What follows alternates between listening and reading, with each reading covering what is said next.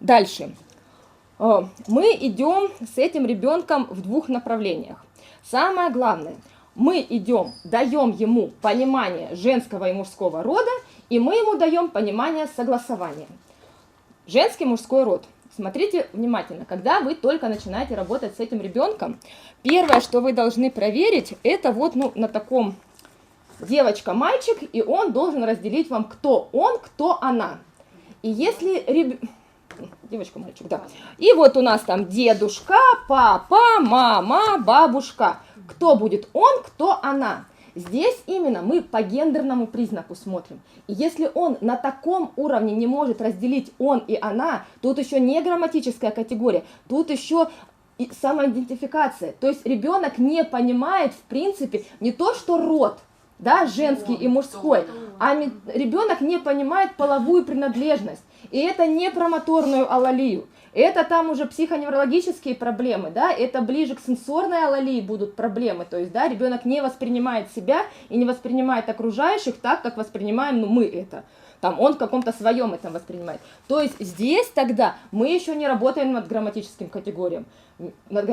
категориями. Мы сначала самоидентификацию у ребенка формируем, да, что есть она, и что все бабушки, мамы, женщины, тети относятся к она, а потом, что есть он.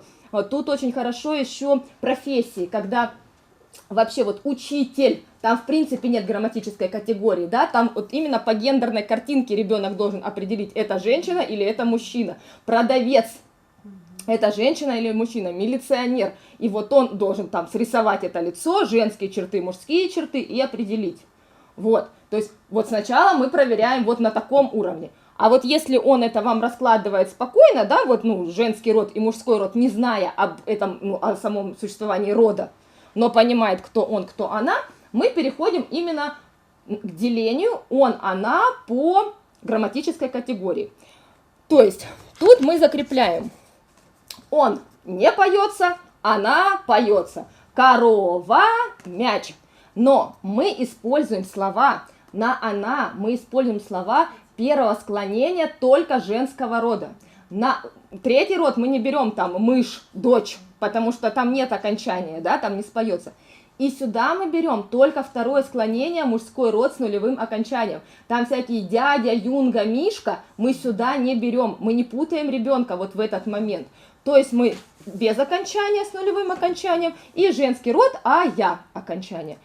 И мы сидим тут с некоторыми очень долго, потому что вот именно она, машина, он, кирпич, она, кукла, он, там, стол. И вот сначала мы делим вот в таком ключе, просто по окончанию. Потом, когда он уже, в принципе, это взял более или менее, вы вводите такие слова, которых по гендерному признаку ребенок бы отнес к мальчикам и к девочкам, то есть по семантическим группам. То есть вы берете рубашку, мужскую рубашку, и говорите, вот рубашка, кому она? И 90% детей рубашку отнесут к мальчику, потому что это мужская одежда. И тут мы нет, ты послушай, это он или она, никто будет носить.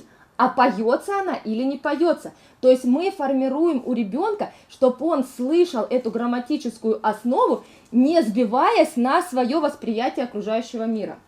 То есть тут вот можно, знаете, взяли белую пушистую кошечку и взяли собаку большую черную. И говорите, это кот, а это собака. И 90% черную большую собаку к мальчику положат, а белую пушистую к девочке положат.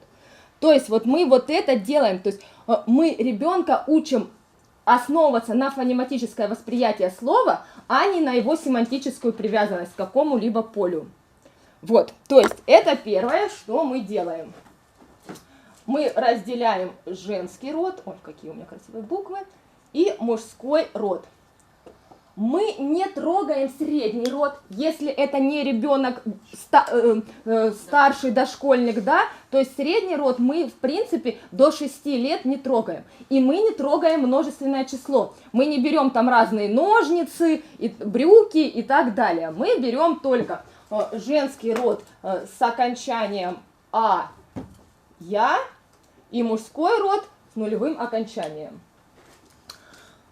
Вот когда мы ребенку вбили, что он может там определить, неважно, розовая, вот опять же, возьмите телефон розовый какой-нибудь, и машина там черная, да, будет, и вот опять, телефон розовый, это девочки, машина черная, это к мальчику, и неважно, какое там окончание.